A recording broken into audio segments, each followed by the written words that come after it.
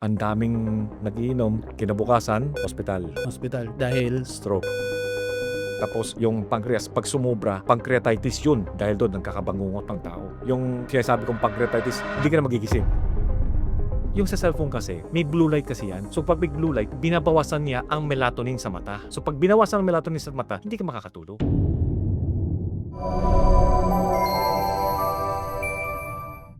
sa mga viewers po namin, konting reminder lang. Lahat po ng sinashare ni Dr. So dito ay informational lamang, di ba Doc? Yes. O hindi ito pa yung medical na personalized, hindi siya equivalent ng nagpakonsulta kayo. So kung meron ho silang nararamdaman o tingin nila kailangan nila itong gamot na XYZ, kailangan ho magpatingin po kayo sa inyong doktor kasi po sila ang nakakaalam ng inyong medical history at kami nagbibigay ng dagdag kaalaman lamang. Kumusta mga kababayan? Welcome sa isa na namang episode ng Medico.ph, and sa last episodes natin napag-usapan natin yung benepisyo ng enough at high quality na tulog. Nagbigay din si Doc ng mga tips kung paano mas magiging regular at quality yung tulog natin. Ngayon, magbibigay din tayo ng tips kung ano yung mga iiwasan natin para ma-preserve yung magandang tulog. As usual, diretsahan tayo. Doc, para makatulog tayo ng maayos at regular, ano ang bawal? Bawal, alcohol. Alcohol. Tataka kayo, bakit? Alcohol, di ba pampatulog yun? Pero bakit bawal? Diniscuss kasi natin yung mga REM sleep na yan. Hindi nagiging fruitful ang pagtulog natin. Nadidisrupt ang cycle natin. Kaya nga, huwag tayong mga sadong mag-inom ng mga alak. Okay, so hindi naaabot yung pinakamalalim na Yes. tulog, no, Doc? Yes, mababaw lang. Akala mo masarap, hindi ho. Tapos, syempre, tataas pa blood pressure ninyo. Ang daming nagiinom, kinabukasan, ospital, Hospital. Dahil, stroke. oh my Taas gosh. ang blood pressure. So, alak, bawasan na ninyo. Number 2, yung mga kinakain natin. 10 o'clock matutulog ka, 9 o'clock kumakain ka. Di syempre may impatyo ka. Pangit yun. Tsaka mga bangungot na yun. Di ba? Dahil sa pancreas, nagsisikrit. Tapos yung pancreas, pag sumobra, pancreatitis yun. Dahil doon, nagkakabangungot ng tao. Yun ba yung ano, Doc? Parang nagigising ka ng parang hindi ka makagalaw? O iba pa ito? Iba pa yun. Yung sinasabi kong pancreatitis, hindi ka na magigising. Oh my gosh. So, iba pa pala yun sa bangungot. Oo. Okay. Then, yung mga spicy food, huwag tayong mag-spicy food kasi magkakaroon ka ng gastroesophageal reflux disease, GERD. So, haapdi ka, gigising ka sa gabi, paano makakatulog? Okay. Yan po ba yung parang mainit at mahapdi na umaakyat, Doc? Yes. Okay. Acid reflux? Acid reflux. Okay. Then, yung mga matatamis, yung sugar, yun, akala mo okay, pero hindi. Kasi nagdi-disrupt ng sleep pattern din yun, katulad ng alcohol. Tsaka maraming masamang epekto, no, Doc? Tama. Sa like diabetic, sa mga may problema sa puso. Tama ko. Then, syempre, bawal yung caffeine. Gigising ka, syempre. Yung caffeine pala, matagal lang epekto nun eh. Marang 6 to 8 hours pa daw. So, Taga. kahit na afternoon nag-coffee ka, minsan hindi ka makatulog dahil sa coffee, sa caffeine na yun. Kaso lang, may mga ibang kaibigan natin, hindi nagbabasa ng libro. Kasi ginagamit ang pagkape, pang tulog. Eh yun, hindi ko na ma-explain kasi kanya-kanyang tao, kanya-kanyang effect sa tao. So, wala, di ko lalabanan yan. Talagang may mga iba. Pag uminom ng kape, ang sarap ng tulog. Totoo, no, Doc? May ibang tao naman, baligtad, kahit mag-take ng pampatulog, nahihirapan pa rin matulog. So, minsan, nasa tao rin eh. Nasa tao din. Then, yung sinasabi mo nga, yung napping, yun. Magandang napping konti-konti lang. Siesta. Yes. Kaso lang, pag hinabang mo yung siesta mo, umabot ka ng 4 hours, 5 hours, hindi ka na makatulog sa gabi. Oo nga naman. Sobra na eh, no? Sobra na. Then, yung exercise. Huwag kayong mag-exercise na sobra-sobra kasi tataas ang adrenaline mo.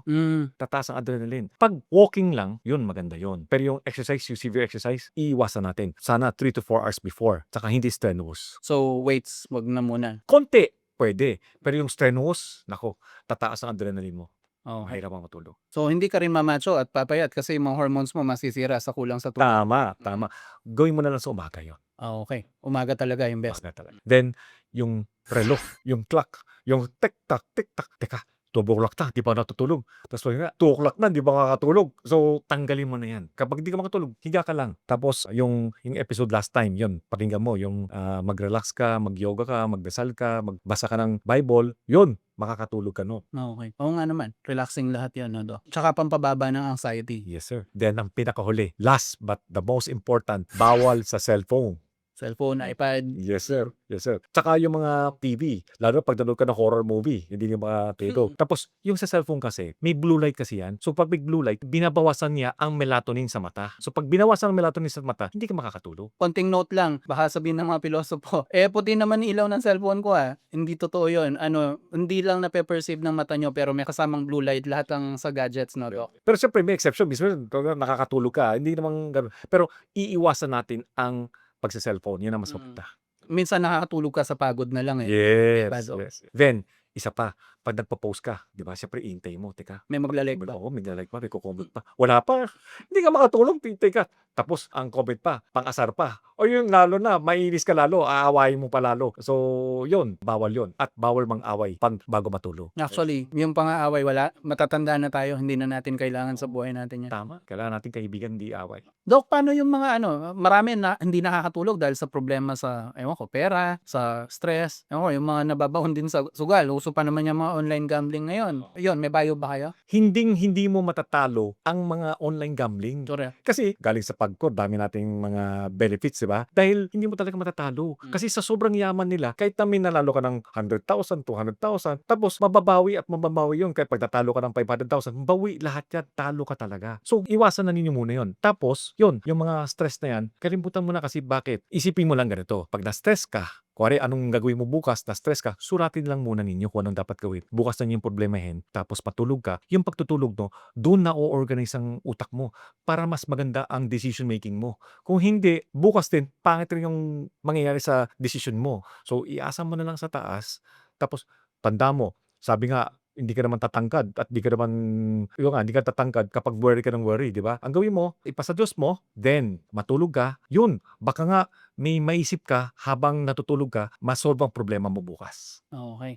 Totoo yun, no, Doc? Kasi kung mali-mali rin desisyon mo, lalo ka lang mababaon, eh. Mali. Okay. So, yan, yung mga online gambling, tigil-tigilan nyo na yan. Kung pwedeng wala na. Pero kung trip nyo talaga, huwag nyo nang gawin bago kayo matulog. Ay, pero nga, Stress lang kayo. nanalo pala nagkaroon ng bagong kotse yung kaibigan ko. Dahil sa online gambling. Yes. Nako, babawiin din yan. Kaso, Hmm. wala na siyang bahay.